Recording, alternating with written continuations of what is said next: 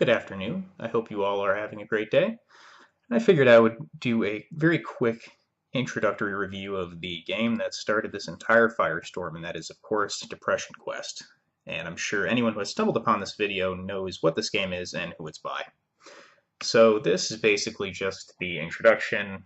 Depression Quest is a game that deals with living with depression, which is something I have done for many years in a very literal way. This game is not meant to be a fun or lighthearted experience. Well, let's see about that. If you're currently suffering from the illness and are easily triggered, please be aware that this game uses stark depictions of people in very dark places. Well, let's see how dark it gets. I've already disabled the music because it is a bit irritating and droning, and it just would not really be something you would want to listen to for any appreciable amount of time. So go to the bottom here and begin. And this is not going to be a very long or involved video. I'm planning on expanding this into a greater analysis at a later date. But right now, I'm just going to do a very quick overview of mostly this introductory page. And I'm just going to show you the game mechanics and how it works, and then bring you to the next page after this, after exploring all of these links, and then let you take it from there. So it says, it is early on a Monday morning. You're a mid-20s human being. It's interesting to hear it put that way as opposed to a 20-something guy or girl, but I'll let it slide. You have a significant other named Alex, who could be either male or female, who you are rather fond of, that you've been seeing exclusively for the past few months. The rest of your social circle consists of a variety of friends and acquaintances, some of whom you met at your day job, which is a little boring, but pays the rent, as it does for most people. You'd like to be doing more with your life, again, as with most people, and as with your parents, but you're still in the process of figuring out what that means and how to go about it. You are also dealing with motivation issues that sometimes make dealing with these things difficult. You feel like this is probably your fault, and on bad days can feel inwardly angry and down on yourself for being lazy. Well, to a degree, that is a healthy response. It generally motivates you to do better. But you're not quite sure how you can break out of it, or how people with these feelings deal with them and seem to be functional. You spend a lot of nights fixating on thinking about this, but never seem to do anything about it other than lose sleep. Well, that's probably telling you should do something about it. So let's look at Alex, the protagonist's love interest, who is yet of undetermined gender. You met Alex through a mutual friend a few months back. The two of you hit it off pretty well that first night, and after a series of initially awkward dates, you finally become a couple, much to your surprise and excitement. Alex is 3 months younger than you are and is currently a student with a part-time job in a broad social circle. She's got a wide variety of interests, and she is a woman. And oftentimes you worry that you might be too boring for her, but she has been good at trying to reassure you that she is happy with you. Well, hooray for her. Your relationship consists of a lot of nights in watching Netflix. Jesus.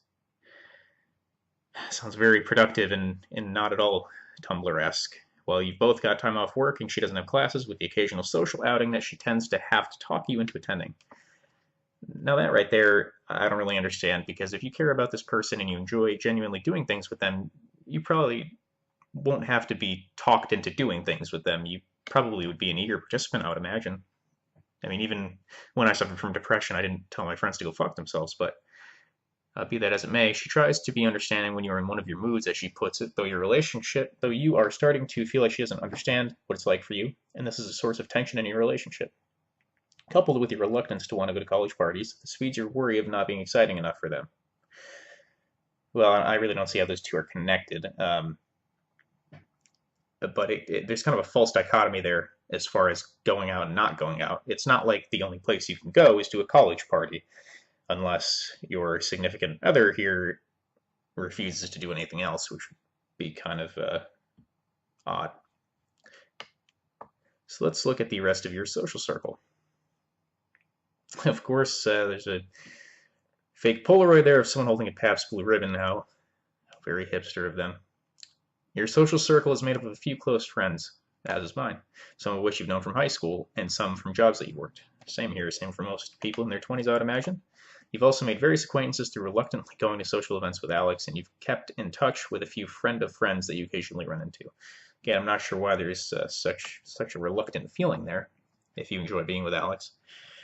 You have several online friends that you talk to regularly that you feel less guarded with, possibly due to communicating from the safety of being behind the keyboard. You enjoy the low commitment of the friendships, since they don't expect very much of you other than to listen and share personal thoughts and experiences. Well, that's kind of selfish, honestly. I don't think that's a symptom of depression. I think that's a symptom of shallowness and selfishness. Um, I mean, if you enjoy someone's friendship and you enjoy who they are and you have things in common, you should want some level of commitment from and to them as a human being. So I don't take very kindly to that line of thinking, and I don't think that that is truly descriptive of depressed individuals. But going forward, despite the low commitment, you feel fairly connected with these people and tend to be more honest with them. Well, that's because you don't know them in real life, so of course you're gonna be more honest with a screen than you are with someone in front of you. You feel incredibly nervous trying to make new friends on your own and are very good at talking yourself out of going to unfamiliar places or large social engagements, regardless of how much you may actually want to attend. Well, it doesn't sound like you really want to attend them. Meeting new people stresses you out to a high degree, and this is something you wish you could work past. And again, that's something that should be enjoyable. But I could see how that would be somewhat exhausting if you're going through a lot in your personal life. You admit you have a bad habit of flaking on social engagements, even with longtime friends, and are puzzled as to why some days you just can't force yourself to go see these people that you really do care about. Well, again, if you really care about them, I think it would be worth dragging yourself out of bed for it. And I never did that to my friends when I was going through a depressive streak. And then just the rest of that paragraph. Those who have stuck around long enough to be close with you understand that this is a thing that you sometimes do and have seemed to more or less accept it, even though they chide you for it on occasion, as they should, because it's rude. You feel incredibly guilty about this, but are not quite sure how to change. Well, show up to the engagements that you make. I mean, that being a flaky person is kind of irrelevant as to whether or not you are depressed or not. If you're a flake, you're going to be a flake. So what is your day job?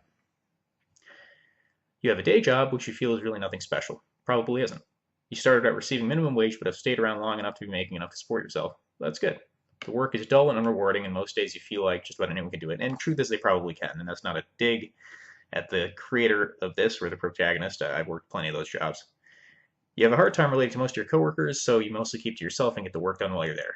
There are one or two people you chat with, though you wouldn't consider yourself close with them. I think that aptly describes most people's work experience, especially in those kind of jobs. A lot of days lately, you really have a hard time getting out of bed and forcing yourself to go in.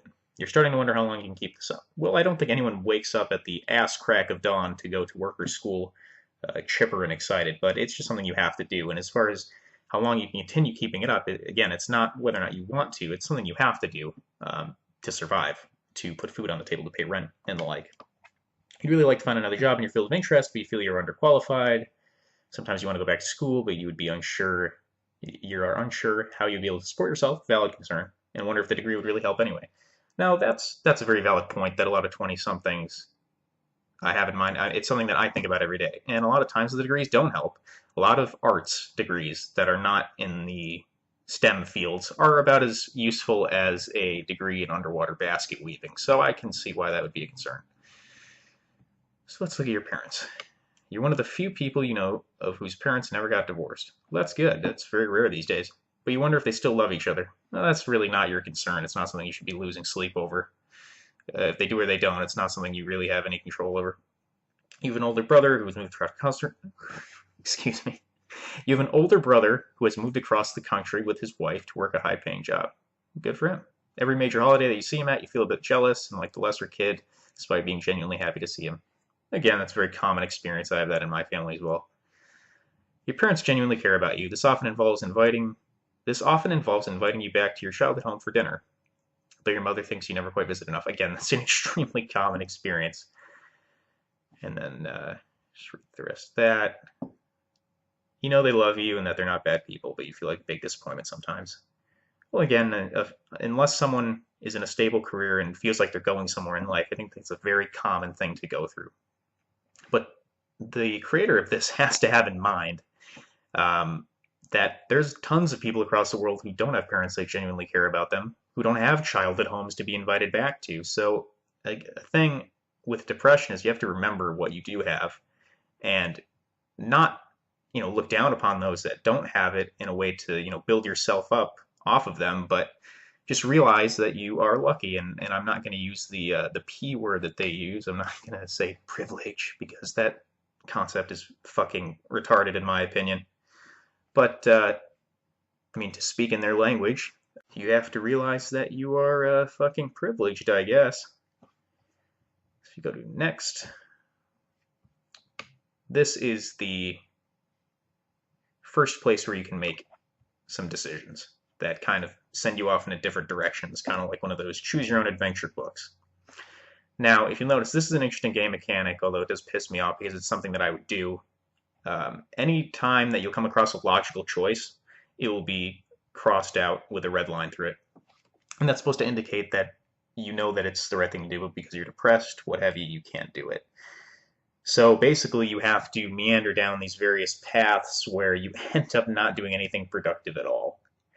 And I'm not going to go through the whole game. Like I said, I will go through it later and break it down further.